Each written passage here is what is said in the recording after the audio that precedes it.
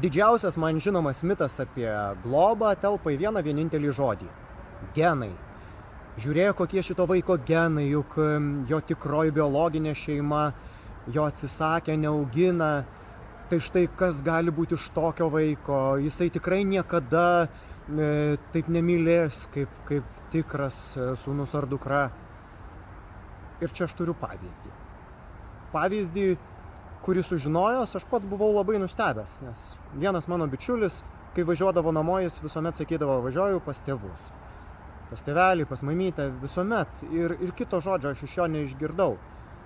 Iki pat jo vestuvių. Tik tada aš sužinojau, kad jis užaugo su netikrais tėvais.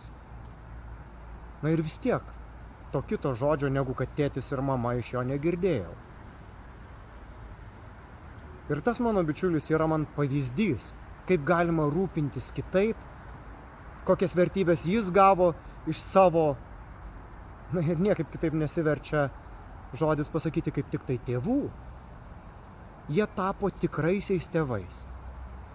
Ir jūs galite tapti kažkam tėvais, tėčiu ir mama.